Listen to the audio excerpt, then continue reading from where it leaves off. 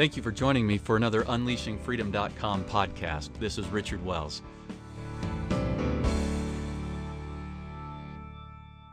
Do you remember Robert Morris, the great financier of the American Revolution?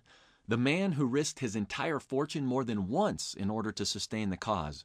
Remember, it was Morris, when the Continental Congress went bankrupt in 1776, who personally loaned 10,000 pounds in order to help save many of Washington's starving troops. Yes, it's the same man who in the year 1783 alone issued $1,400,000 of his own notes to pay the soldiers, while all the states combined raised only $800,000 that year. Now, in an era where personal responsibility reigned supreme, Morris was not just risking bankruptcy, but debtor's prison, and possibly even death for treason if the cause failed. In short, he was a man who knew how to take the ultimate risks in life, and he continued to do so until his death. And here's the rest of the story. What many don't know is that his land speculation company became highly leveraged and ultimately defaulted because of market conditions, war in Europe, and a fraudulent partner. Now, in the end, his creditors forced the issue, and he wound up in debtor's prison from 1798 to 1801.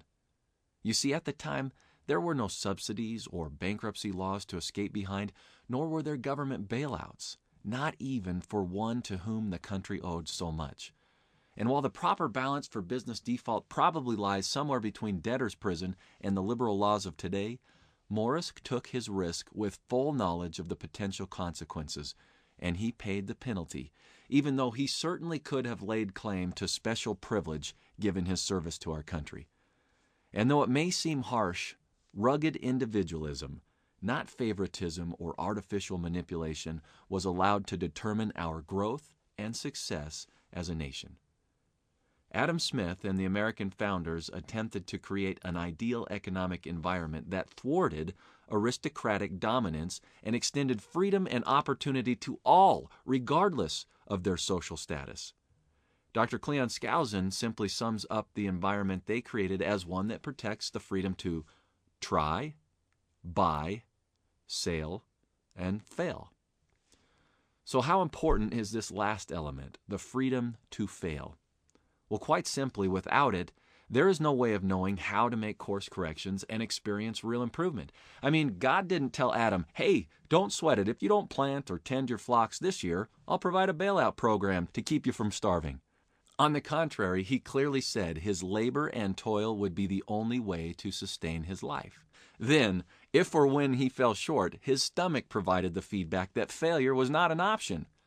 Now, perhaps this is oversimplified, but think of the spoiled child whose parent steps in and removes the pain of failure or reproof, or the coach who coddles a player, or a teacher who passes a student who can't read because the pain of failure is too crushing, and the list is endless. So how does this apply to your success? Well, consider Oliver DeMille's comments in his book, The Coming Aristocracy.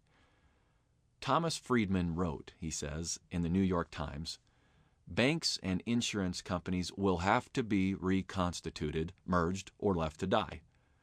Now begins an era of establishing, founding, or constituting. In short, leading instead of managing or governing, in business, in government, family, and so forth. Government must, as Friedman put it, regulate the excesses without smothering the underlying innovative, entrepreneurial, and risk-taking attributes of our economy, which are what will ultimately bail us out, as they always have. What government is he talking about, DeMille asks. Surely not Washington, but maybe he's right. Maybe, just maybe. If people can look past their fear or even just realize that regulation-minded Washington and management-minded Wall Street can never fix crises with current governance thinking, maybe regular Americans can do what Americans have always done, go out and make the American dream. If we wait for government to hand it to us, or Wall Street, or Hollywood, or Democrats, or Republicans, we'll be waiting a long time. It is time for a new generation of Americans and others to establish, found, and lead. Now, finally, let me leave you with the words of John Adams as he reflected on the true revolution. What do you mean by the American Revolution? Do you mean the American War? The Revolution was effected before the war commenced. The revolution was in the minds and the hearts of the people, a change in their religious sentiments, of their duties and obligations. This radical change in the principles, opinions, sentiments, and affections of the people was the real American Revolution. Rekindling the real American Revolution starts with the individual.